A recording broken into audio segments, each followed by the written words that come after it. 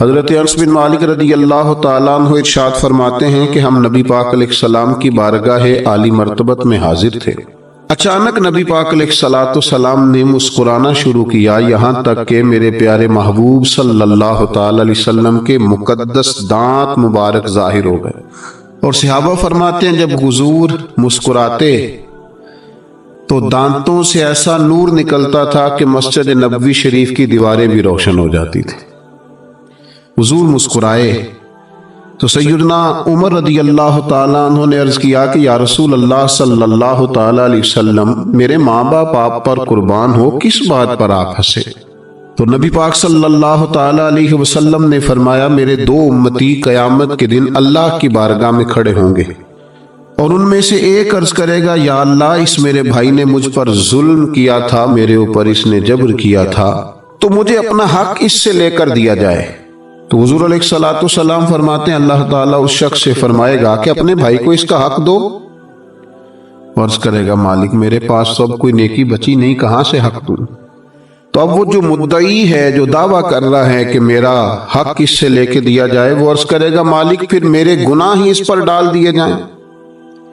حضور مسکرا رہے ہیں، جناب انس بن مالک فرماتے ہیں، لیکن اس بات پر آ کر حضور کی آنکھوں میں آنسو آ گئے۔ نبی کریم صلی اللہ تعالی علیہ وسلم فرمانے لگے، وہ بڑا ہولناک دن ہوگا قیامت کا۔ لوگ اس دن تلاش کریں گے کہ کوئی ایسا شخص ہمیں ملے، ضرورت محسوس کریں گے کہ جو ہمارا بوجھ اٹھائے۔ اب وہ شخص عرض کرتا ہے، مالک میرے پاس تو کوئی نیکی نہیں ہے، اور یہ کہہ رہا ہے میرے گناہ ہی اس پر ڈال دیے جائیں۔ تو نبی پاک علیہ السلام فرماتے ہیں اللہ تعالیٰ اس مدعی سے فرمائے گا، ذرا سر تو اٹھا، جنت کی طرف تو دیکھ۔ تو وہ جنت کی طرف سر اٹھا کر دیکھے گا اور دیکھ کر عرض کرے گا، مالک میں ایک چاندی کا شہر دیکھ رہا ہوں جس میں سونے کا محل بنا ہوا ہے، ہیرے جواہرات سے مرصع ہے وہ محل۔ اے مالک، کون اس کا مالک بنے گا؟ یہ کس کو ملے گا؟ تو اللہ تعالیٰ فرمائے گا، جو اس کی قیمت ادا کرے۔ تو وہ عرض کرے گا، مالک اس کی قیمت کون ادا کرے گا؟ تو اللہ تبارک و تعالیٰ فرمائیں گے، تو بھی اس کا مالک بن سکتا ہے۔ تو بڑے تجسس سے، بڑے شوق سے عرض کرے گا، مالک میں کیسے مالک بن سکتا ہوں؟ تو اللہ فرمائے گا، تو اپنے بھائی کو معاف کر دے، میں تجھے اس محل کا مالک بنا دیتا ہوں۔ کر دے معاف اپنے بھائی کو، درگزر کر اپنے بھائی سے، بھول جا اس کی خطاؤں کو، کچھ دیر کے لیے چھوڑ دے جو اس نے غلطیاں کی، تو معاف کر دے اسے، اور میں اس محل کا تجھے مالک بناتا ہوں۔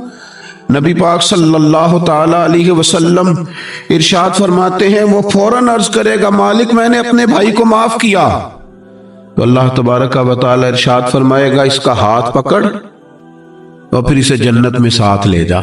جا، گویا میں نے اسے بھی جنت دی۔ یہاں شارحین حدیث نے لکھا ہے کہ یہ جس کو کہا جا رہا ہے کہ اس کو پکڑ کے جنت میں لے جا، اگرچہ اس سے غلطیاں ہوئی لیکن بعد میں اس نے توبہ سچی کی، اس نے اللہ کی بارگاہ میں گڑ گڑا کے معافیاں مانگی، اس نے کوشش کی حق ادا کرنے کی، لیکن اگر کچھ کمیاں رہ گئیں تو چونکہ سچا تھا، ادا کرنا چاہ رہا تھا، کچھ باتوں پہ پہنچ نہ سکا، تو آج اللہ تبارک و تعالی اس کی طرف سے لوگوں کو صلہ عطا کر رہا ہے۔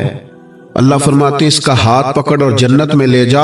اللہ کے محبوب صلی اللہ تعالی علیہ وسلم نے نتیجے کے طور پر، ریزلٹ کے طور پر یہاں ایک بات ارشاد فرمائی۔ حضور فرمانے لگے، اللہ تعالیٰ سے ڈرو اور باہمی معاملات درست رکھو، اللہ تبارک و تعالیٰ قیامت کے دن مومنوں میں صلح کرائے گا، تو تم یہی اپنے معاملات کو درست رکھو۔